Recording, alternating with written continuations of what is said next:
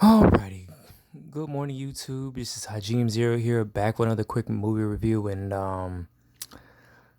like I said before on the last one, this one's gonna be a very thin gray area. So this is Mortal Kombat Annihilation, and it stars Robin Shou and fuck Talisa Soto, and they're pretty much the two actors and actresses to come back from the first movie. Keith Cook is also in this. He's one of the guys that played. I think he plays Sub Zero in this film.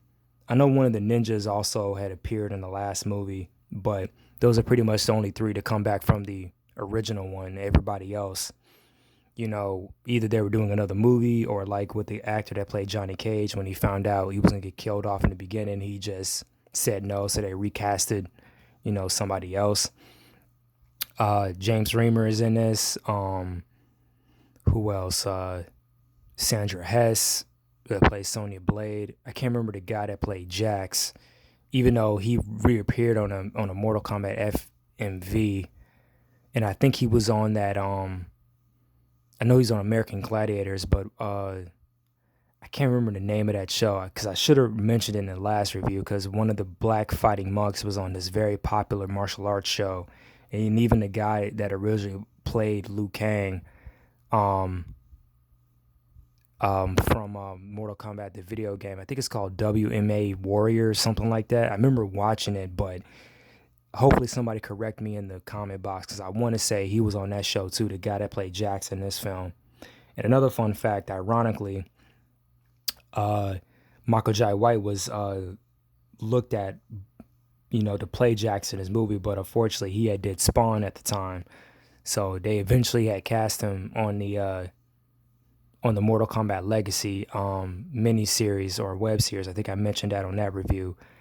I'm trying to think of I can't remember the guy that plays Shao Kahn. Even though he was threatening, because I seen him before, on other films. I mean, physically imposing. And James Remar that plays Raiden. I can't remember the actor that played Nightwolf, but again, I seen him act too. If you guys grew up in the 90s and seen a movie called Indian in the Cupboard, he played the Indian. I think his name was Litefoot, and it blows because he only did 2 films, and he did like I said, he did a good job in Indian in the Cupboard. I really wanted to see more Native American actors and actresses do films, especially about their culture, because it's a very heartwarming film, like straight up. Um, Damn, I can't think of anybody else. I know. The actress that plays Sindel's mother, and it's funny because I follow her on Instagram.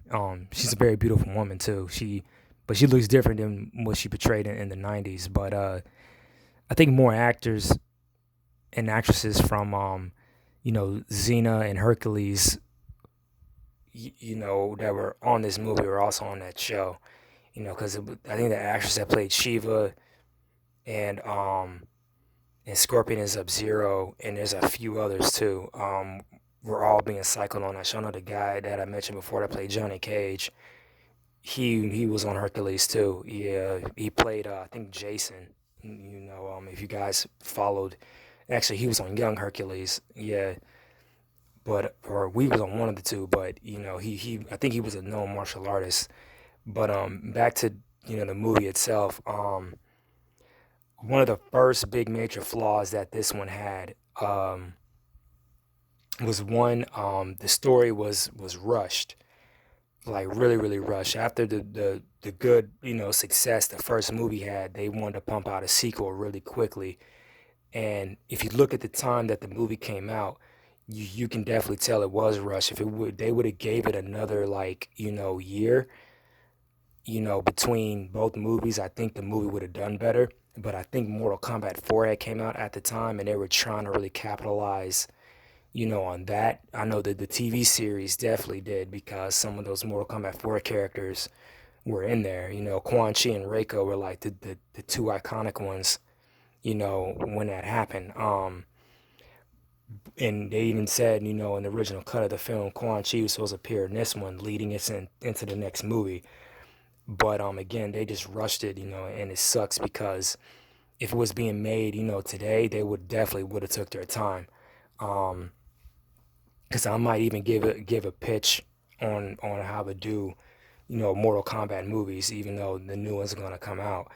But what was I gonna say? So yeah, the movie was pretty much rushed, and I even stated this with the X-Men movies. I think with the Dark Phoenix one, as a the counterpart to Last Stand, they had too many characters in the film, and a lot of them weren't even, named or introduced. This was really made for the fans that recognized who the characters were. So, I was pretty pissed, when like Melina or Smoke, or even Rain, Ermac, Noob Saibot, there were some other characters I couldn't even recognize, the ones that Raiden had fought that looked like it looked like Noob Saibot, or I think they were supposed to be Reptile. I was pretty pissed off about that. And also, speaking of that fight, Ray Park was the stunt double. Um, Ray Park is the guy that played Darth Maul in Star Wars Episode Two. I mean, Episode One, that iconic role. And his second video game movie was later King of Fighters. He played Rugal. So just a little, facts on him. And of course, he played Toad in the first X Men. But back to again to this film. The first thing that it was rushed, and they pretty much crammed in Mortal Kombat 2 and 3 together. And in this day and age, if they had a bigger budget and they would have took their time, they still could have split up these two movies, in my opinion. In fact, if it was me writing it, I definitely would have left it at a cliffhanger where, Outworld and Earthrealm was fully being merged, because to me, that's how the game pretty much was, a little bit. They went to Outworld to face in that tournament. They beat them there. And then in the third game, that's when they said, fuck it, we're going to invade anyway. And that's when you start to see the merger happen. Even though, yeah, to me, the way I would have written the ending of this is that it really would have put a good damper on, Shao Kahn and Shinnok had broke a valuable, a higher allegiance of a rule, and the Earth was literally doomed anyway.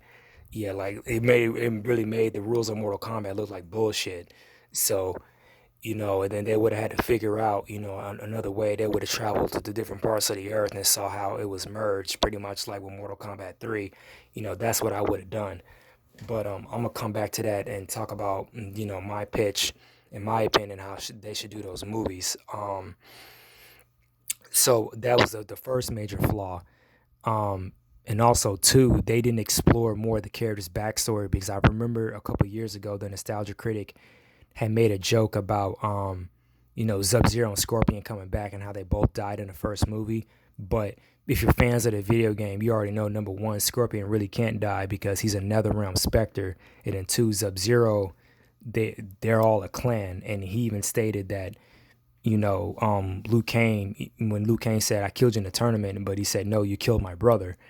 Yeah, it's kind of funny because they don't mention the Lin Kuei or the Shirai Ryu, and I can't remember if they were mentioned by name in the first game or the first two games. I know it was, more of them had showed up in the later games, but when you get more into history and the lore, of Mortal Kombat, you realize it goes beyond from the casual, character point of view. Because a lot of people, yeah, that's what annoyed me. You want to say you love the game, you're a fan, but you don't give a shit about the story. Yeah, so that's when I get a little bit, decisive. But that was the first major flaw, or the to me the top major flaws. They went very cheap on the visual effects, which I also didn't like. I know a lot of fans didn't like it. Uh, some of the fight choreography scenes, they were just, you know, on a scale of 1 to 10, like a 4.5. The only decent fight in this was a Scorpion and Sub-Zero one, but even that one got, after a while, got a little bit lackluster. There were a couple moves that were impressive. I know one move I never saw before, where even though I don't think it would happen in a real fight, I think it was Sub-Zero was charging at Scorpion, and then he used his body as a ladder, and then he kicked him in the head. And then it was another one where I think Sub-Zero had Toro Scorpion on the ground. He had him by the foot. He went to go kick him, and then he missed, and then he had, like, Scorpion did a returning heel strike and had struck him in the back of the head. That was pretty impressive, but beyond that, it was that fight. I think that the second decent fight was the Liu Kang and Shao Kahn one, all the way up to the transformations, which were pretty much, horrendous. I give them credit on trying to give Shao Kahn an animality, because I think in the game he never had one. It was first it was only Liu Kang who could turn into the dragon, and then in the third game, which got a lot of bad criticism, everybody had an animality that can turn into an animal. Shao Kahn's, of course, would have made sense, because he is a dimensional being, if you want to call it that. But because even in the game, he looks like a half human, half dragon when that helmet is taken off, depending on which version that you're looking at him or playing as. The dope thing is that Shinnok appears in this. He was Shao Kahn's father in this, and is revealed. And this change to me, really, I didn't hate on it that much, but it's revealed that Raiden's father is an elder god, which is Shinnok, the one that had betrayed, had broke the rules, and his brother is Shao Kahn. Now they really didn't, they didn't really, excuse me, they really didn't go into detail how's that pretty much possible, because one's technically a god and the other character isn't. But I did like, the drama of that, at that final confrontation, between him and his dad, and his brother, when he told him, it's time for you to join our side, and I give you one last chance to join your family, rule of all realms. And then he looks at, his newer family, and he says, they are my family. And then that's when Shinnok said, then you can die with the rest of your pathetic human race. Now, another flaw, now that I think about it, and I think even the game suffers this the most, it never really gave or said much of a reason why Shao Kahn wants to invade. Pretty much it talks about a little bit in the first film when Raiden says he wants to enslave and conquer, but it really never gave a heavy motive. I'm just assuming that, he's observed humans and know how weak and fragile, or that's what he assumed. But even his dad said, and don't underestimate the power of the human spirit. And there were some other good themes too, where they did motivate, they did talk about, motivate and help each other like a family. That's one of the good things about the whole thing. Another good flaw about the film is that, like I said, it did closely, got a lot of the adaptation of the games of both 2 and 3 pretty much correct. But again, they could have done 2 movies. Yeah, pretty much like the game. The major thing is that, the visual effects, pretty much, the whole thing was just rushed, and it had too many characters. I remember talking to a colleague of mine, and he was saying that one of the biggest, components to him, it had too many characters, and I agree. Avengers Endgame was like the only movie I could think of where it had an ensemble of a ton of characters, and they were able to get away with not really, saying that much, because what they try to do with all those films, they try to get anyone to come in and watch it for the first time without having to see the other movies. So, that's really the point when they do those franchises. And, Mortal Kombat, this one at least seemed like it tried to really, really rush it, even though, to me, Armageddon, the game, was a big ensemble one. But, again, I gave like a fair analysis. You can chew me in the comment box for not really saying it's the doo-doo garbage movie that it is. And I'm really gonna go back to this statement because I said it over and over and over again. If you see my past videos talking about it, if they would have stripped the lore from this movie and it was an original concept, original story, would you guys would have still would have watched it? And that's just my commentary on it. Just if the story had flowed, despite it being rushed, there were some elements that were very, very interesting that you wanted to explore. And that's pretty much all that I'm gonna say. Now, going back into my idea, if it was me making all the making a new Mortal Kombat film, first I would have started with a singular character from the first game, whether it be Scorpion and Sub-Zero, Goro, Liu Kang, Sonya, Johnny Cage, Kano, you know, um, I kind of have OCD, so I would have done it alphabetically. I possibly would have started with Goro first.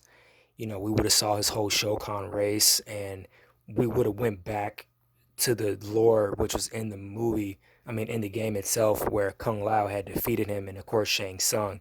So if I was doing that, that'd be the basis of the story, and the three main characters would have been, the great Kung Lao, Shang Tsung, and Goro. Those would have been the three centerpieces for that, movie. The next one, of course, it would have been, Sub-Zero and Scorpion. It would have showed. I would have made it in feudal Japan, and it would have showed the rivalry between their clans. Pretty much what the Legacy TV series did, because they had 2 episodes dedicated to him, and it really looked like a classic ninja film. That Akira Kurosawa could have done. It wasn't in black and white, but it had that feel. It was full on Japanese. They called each other Baihan and Hanzo Sashi, and you saw, the whole feud, and then it was revealed. Of course, Quan Chi and Shang Tsung was behind manipulating that. That I would have stretched out to a 144-minute movie just by that piece by itself. Yeah. Other characters, of course, would have appeared. You know, I would have had Kuai Liang appear. I would have had the human version of Smoke appear, and then I possibly would have written in that they froze themselves, in a cryo sleep before they be before their time, to show up for the next to that main Avengers moment where everybody's collecting in the tournament. That's what I would have done. The next story I would have done, of course, Liu Kang and Kung Lao and Raiden. It would have showed the whole Shirai, no, not Shirai Ryu, the Order of the White Lotus. Them training for the tournament. Of course, Shang Tsung would have appeared. I would have made it a little bit more of a personal human, story, more of belief in embodying your human spirit. That classic kung fu, dramatic story. That's what I would have done next. Then I would have done, the whole special forces. It would have been pretty much like that bad, shitty video game that's very rare in the Mortal Kombat franchise. It would have been Sonya Blade, you know, Jax, Cabal would have, I think, appeared. Yeah, appeared. Kano, you know, possibly Stryker wouldn't have had an appearance. Of course, Johnny Cage would have had a cameo appearance. I wouldn't have given Johnny Cage much of a of an appearance. He would have been there. It would have been a little bit more comedic. Like he would have been a little bit in the background. Like every now and then it'll cut to one of his bad movies, and then would eventually would have I would have made a scene where it would have been more relevant to him to be in a tournament. Most likely it would have been a post credit scene, of everyone calling him a fake, and then, Shang Tsung tempting him to come to the tournament. And then right after that, we would have got into the first Mortal Kombat, tournament movie where you already know all the characters set up and backstory. Um, it would pretty much would have been an image of what the first game was in '92. Of course, Reptile would have been there. Would have been Ermac would have been there too. That classic rumor of him being in there, and pretty much would have had a post credit scene. You know, teasing with having Shao Kahn and Katana appear. And then we would have got, for the next phase, I would have done next, Queen Sindel, Shao Kahn, Jared, and Katana, their backstory. Trying to think of some more. Of course, the centaurs, like, no, not the centaurs. Oh, I forgot, with the Goro movie, Kentaro would have appeared, and then he would have been relevant. Much you would have seen him later in the Mortal Kombat 2 story. I'm trying to think of some more, newer characters slash movies, but you guys see where I'm going with it. Like, each film, just like with the Avengers, it would have been a solo thing, and then ending the phase would have been the tournament or the core of what it is, and I would have done it bit by bit, and you would have saw more. You know, Most likely at the end of when it got to the Mortal Kombat 2 part, then we would have straight to Mortal Kombat 3, and then right after that, it would have 3 would have 2 Mortal Kombat 2, that my version of the film would have ended with the end of the second phase and at the beginning of the third phase. It would have been the follow up, with that whole Earth Realm invasion. And then next, right at when it got to Mortal Kombat 3, then we would have saw how the peace in Earth Realm was. And then, at the end of one of the character solo films, then it would have teased Mortal Kombat 4. We would have Quan Chi and Shinnok, Reiko would have been there. So, again, that's just my idea of it. I possibly would have added more characters, that weren't in the game but are iconic and known, like Hydro and Tremor and Kenji is of course known. But if you play the video, not the video games, but if you read some of the old comics that they had, of ancestor, characters, that's what I would have done. I think Sang is another one that come to mind. I think he was like a twin or something in the White Lotus society. So it's stuff like that I sit there and think what could have been done in phases, but now Hollywood loves to rush it. And I would have done the same thing, with Street Fighter. I was pretty disappointed with the web series, because they came out strong with Assassin Fist.